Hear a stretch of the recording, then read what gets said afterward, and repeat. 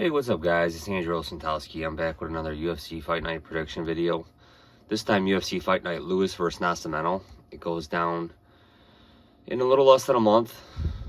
Saturday, May 11th, 2024. Prelims begin at 6. It's going down from St. Louis, Missouri. So we're starting to see Fight Nights on the road again. Heavyweights collide in the main event. So let's get into it, guys. It's a pretty good card, honestly, for a Fight Night. And I don't know if it's like that because they're on the road, but and this is definitely better than a typical UFC Apex Fight Night. Leading off the card too, man, really great banger of a fight. Carlos Diego Ferreira against Mateus Rebecki, and Diego Ferreira, man, this guy has not fought often in recent years. Last fought about a year ago. 39 years old. Coming off a win over Michael Johnson. Good for him. I thought Michael kind of had him hurt in that fight, but credit to him. He needed that win. He just really has not fought often. Mateus Rebecki, this guy's been on an absolute roll. He's a finisher. 16-fight win streak. 19-1 overall record. Who has he beat in the UFC? Roosevelt Roberts, who took the fight on short notice. Louis Radsbabov, who looked really good his last fight, Nick Fiore. So it's going to be a step up for him, but I'm going to side with Rebecki to pick up the win. JJ Aldrich against Veronica Hardy. This fight is a pick'em right now on BetOnline for the betting odds. And I like Veronica Hardy, man. I'm not going to doubt her. She's married to a world-class, MMA fighter, Dan Hardy, who I'm sure has put her in contact with the right people to improve her game, the right camp. Nice one over Jamie Lynn Horth, Juliana Miller. We've seen what a fraud Juliana Miller is. Going up against a really good fighter in Aldridge, who's got a really nasty striking game for the women. But Rose doesn't train there anymore, I don't think, where they train in Colorado. Montana De La Loza, Na Liang, nothing too impressive. And like I said, we've seen every time she stepped up in competition. She lost to Lipsky and Blanchfield.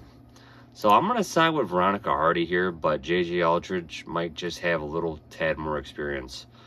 Waldo Cortez Acosta against Robelis Despaigne. And this guy, Robelis, man, this guy's a world-class Taekwondo striker, man. We've seen what he did to Josh Parisian. Absolutely brutalized him, man.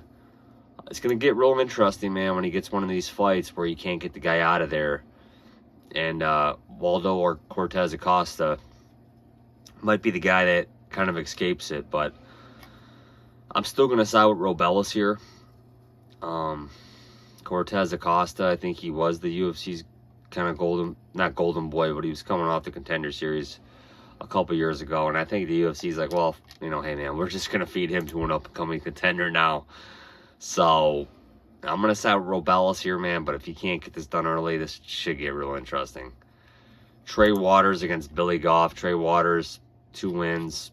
Hasn't fought in a year. Beat Josh Quinlan. I think he looked really good. I'm going to side with Billy Goff, man. Billy Goff, this guy continues to impress. Continues to get finishes. Beat Yasuko Kinoshita over there in Singapore last August. And I'm going to side with Billy Goff here. But again, I'm sure Trey Waters is probably the favorite for this fight.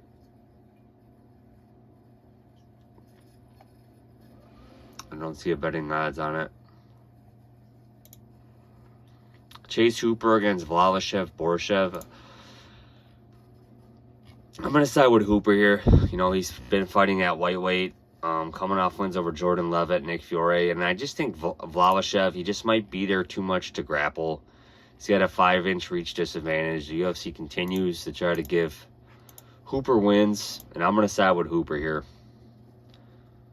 Terrence McKinney against Esteban Ribovics. Esteban Ribovics, 12-1. Coming off a win over Kamala Kirk. Don't really understand the betting odds here. He's a pretty big favorite, Ribovics is. -210. And I just think the betting odds are way off, man. McKinney's a finisher. Now, again, if McKinney can't get this done in the first round, then yeah, it's going to get interesting, man. I mean, we could see Ribovics getting him out of there, or at least winning the last 2 rounds, but McKinney hurts everybody he fights, man, early. beat Brandon Marat, beat Mike Breeden. I mean, this guy, he finishes almost everybody, man. I mean, he had Drew Dober on skates, bad, real bad. And I'm going to side with McKinney here, man, to hurt Rebecki and get him out of there. Plus 180. I'll take the odds on McKinney. Jake Hadley against Charles Johnson. Should be a very close fight between men's flyweights. I'm going to side with Hadley here, but again, it's not going to surprise me if Johnson ekes out a decision. Alex Caceres against Sean Woodson. I'm going to side with Sean Woodson here, man. Tabitha Ricci against Tecia Torres. Very interesting fight. Glad the UFC's matching this up. Tecia Torres, she just never got over the hump that we all thought she would. She's just a little better than average, but again, she's 34 years old, coming off having a baby. And Tabitha Ricci's looked absolutely great, baby shark. So I'm going to side with the baby shark and Tabitha Ricci here.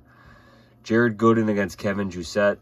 I'm going to side with the Frenchman here, man. This guy's looked very good. I think he's the cleaner striker.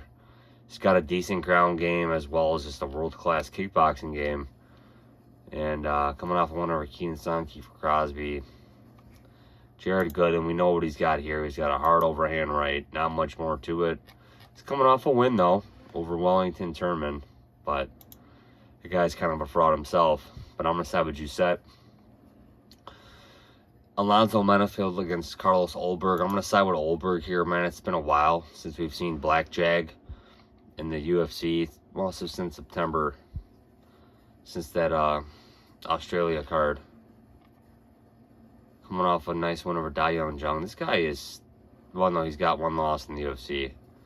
He's on a 5-fight winning streak here, but I'm going to side with Carlos Ulberg here to pick up the win. Derek Lewis against Rodrigo Nascimento. Interesting main event. Obviously, we've seen Lewis headline multiple main events. I don't know if the UFC is so much doing him a solid. He's 39 years old. I mean, he obviously doesn't have much of a UFC future left. But man, he's made it a lot more than I thought and what a lot of people thought. He's just a very resilient fighter, man. Very resilient. And I think the UFC is more testing what Nascimento is capable of, man. He's 8 years younger. But I mean, he really hasn't looked impressive to me at all in any of his fights. How's his 5 rounds gonna hold up? You know, I mean, I don't really know. I don't really know, man. I think, you know, Derek Lewis, the guy hits hard. He's got great cardio that you would not suspect, man. But, you know, like I said, he almost got Jailton Almeida out of there. So this is going to be a very interesting fight. I'm gonna pick dog and Nascimento here, man. I just don't think, I don't know. I mean, we've seen Derek Lewis as a favorite. You know, he's the great dog. Maybe not so much a great favorite. He's a great dog. So with the odds the way they are, I'm gonna take the other heavyweight here in Nascimento, man. I mean, let's see what he can do. Again, you don't really have the statistics to show you that he's capable of beating Derek Lewis. You really don't. But I mean, I'm trying to figure out why the UFC would match this main event. You know, again, this is the post UFC 300 fallout. You're getting some weaker main events here. Just because that card was so stacked. But again, I mean, the UFC kind of wants to see what they got here. And at least you're getting the guy that they want to see at dog odds. Compared to fights earlier in the year where you've seen Joe Pyfer at you know, -2 something odds against Jack Hermanson. We've seen, you know, trying to think who else has headline main events this year. Well, we've seen some of the prospects that were heavily favored in main events. Let's see. Let's take a quick look. Oh, Gaziev. Gaziev was the other one I was thinking of. Again, a guy that had no 5-round experience, but he was favored over Rosenstreich, and we saw what a performance Rosenstreich just pieced him up the whole 5 rounds. So, again, I'm going to side with Nascimento here, but it's not a very confident pick here. So, guys, my picks for this card: Nascimento, Ulberg, Jousset, Ricci, Woodson, Hadley, McKinney, Hooper, Goff, Despaigne, Hardy, and Rebecki.